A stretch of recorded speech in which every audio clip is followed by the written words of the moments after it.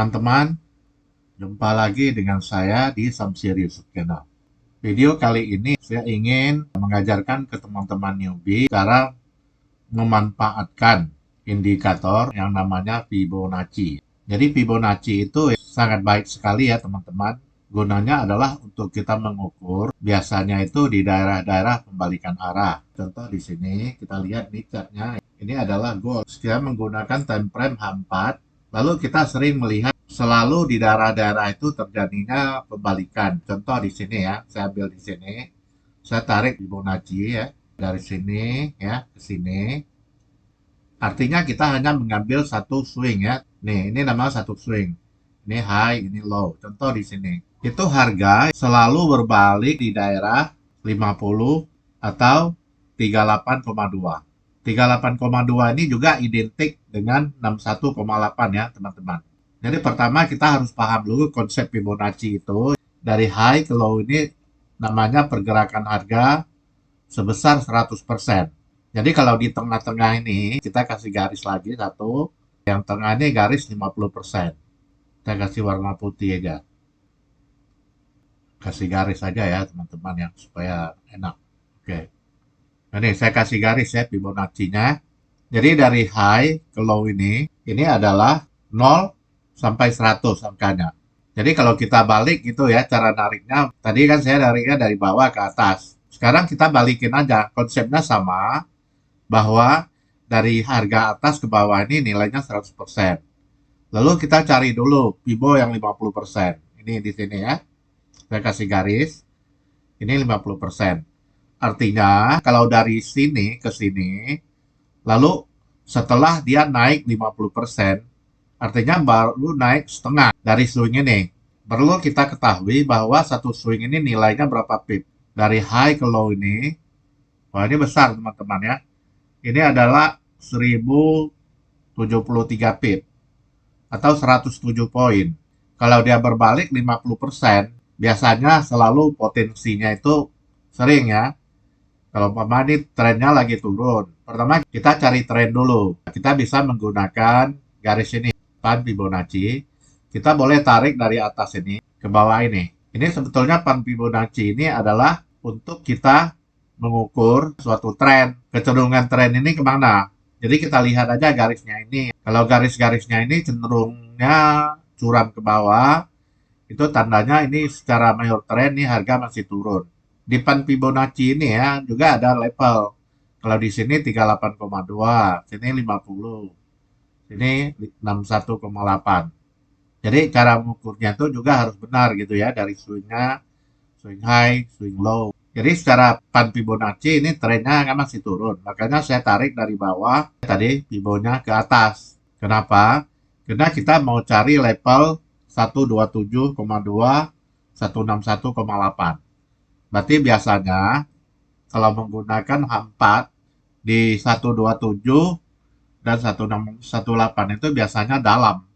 Artinya berat ya kalau sudah 161,8 itu dia mau ke bawah lagi berat gitu ya. Contoh di sini kan lama dia tertahan. Ini di swing high di H4 ya. Jadi lebih kurang ini kalau satu kolom ini kan 1 minggu nih pergerakan harga. Karena dia di H4. Lihat ya, selalu pembalikannya itu daerah 50, 38,2. Ya, 38,2 ini identik 61,8.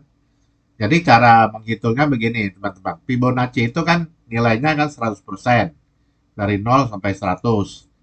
Contoh ya, kenapa angka Fibo itu selalu berada di 23,6, 38,2. Setelah itu dia ke 50, lalu 50, 61,8. Jadi 61,8 ini kalau ditambah dengan 38,2 ini nilainya 100 juga. Lalu 23,6 kalau ditambah dengan 76,4 ini nilainya juga 100. Lalu di sini ini nggak ada ya yang pembawaan ini saya bikin sendiri. 23,6 saya bagikan 2 lagi, dapatlah 11,8. Lalu di bawahnya kan ada 88,2. 88,2 tambah 11,8 nilainya juga 100. Nah, jadi teman-teman nggak usah bingung. Kalau umpamanya di sini 38,2, itu identiknya dengan 61,8. sama. Contohnya gini ya, saya tarik aja teman-teman ya. Ini saya hapus dulu. Contoh ya, kalau saya tarik dari atas ke bawah tadi Fibonya, setelah harga turun, lalu ada pullback di sini. Pullback di sini dia hanya sampai ke 61,8. Setelah itu dia longsor lagi ke bawah.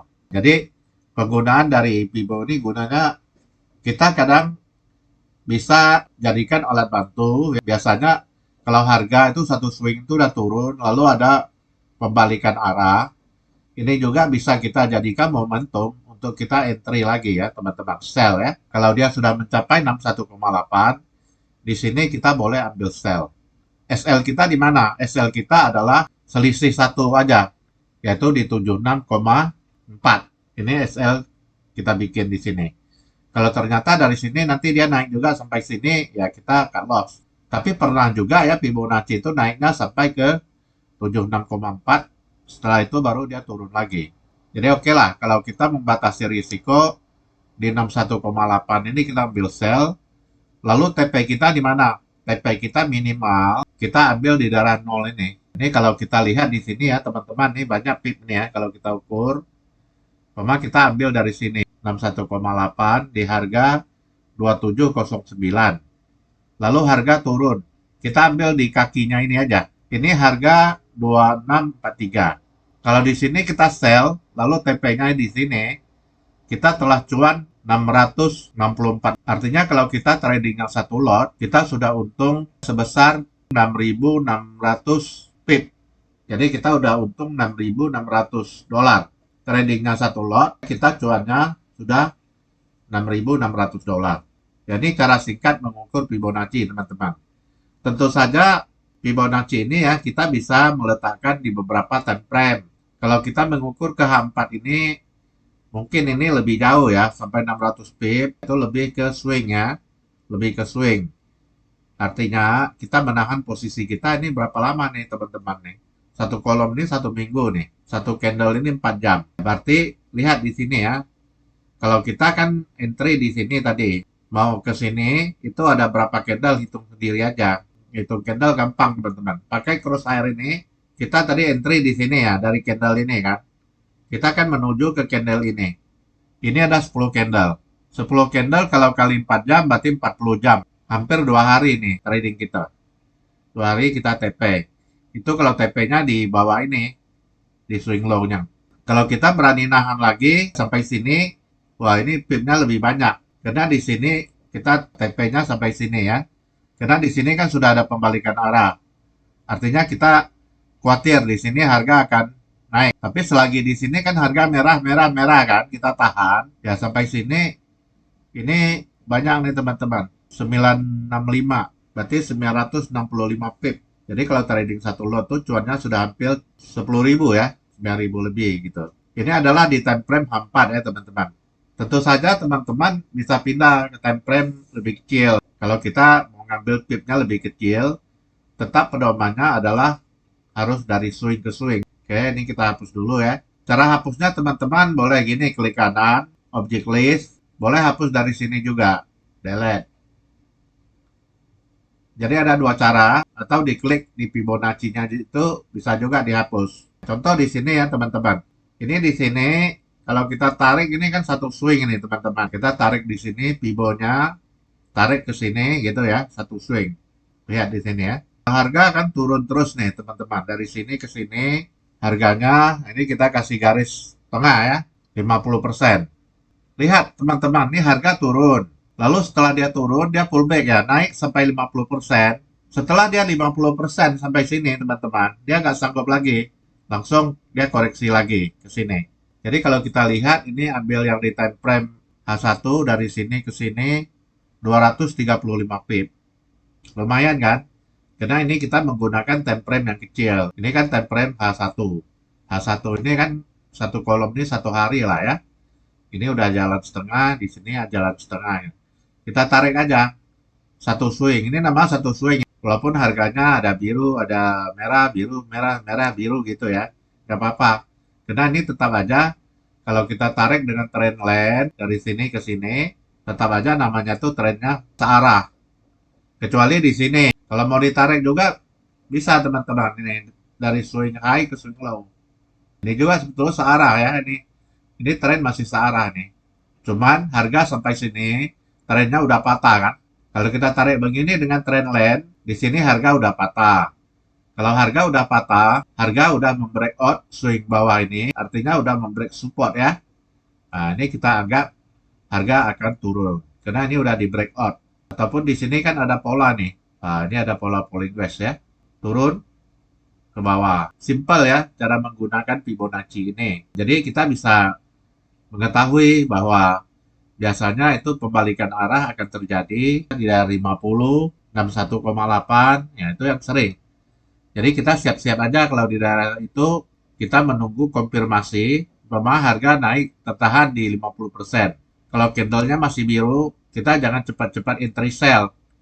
Tunggu dulu ya ada konfirmasi. Umpama di H1 kita melihat minimal sudah ada 2 candle merah gitu. Nah, bolehlah kita entry gitu ya. Trading itu kita jangan FOMO gitu. FOMO itu kan istilahnya kayak mengejar kereta, nggak perlu. Setiap kali kita memasuk market itu harus punya alasan. Kenapa kita mau entry buy, kenapa mau entry sell. Jadi mungkin itu saja ya penjelasan saya cara menggunakan Fibonacci yang sederhana. Kita bisa mengukur suatu swing. Cari aja swingnya nggak apa-apa gitu ya. Umpama di sini ada swing juga. Di sini ada satu swing juga ya teman-teman. Nah, kita boleh ukur Fibonacci-nya.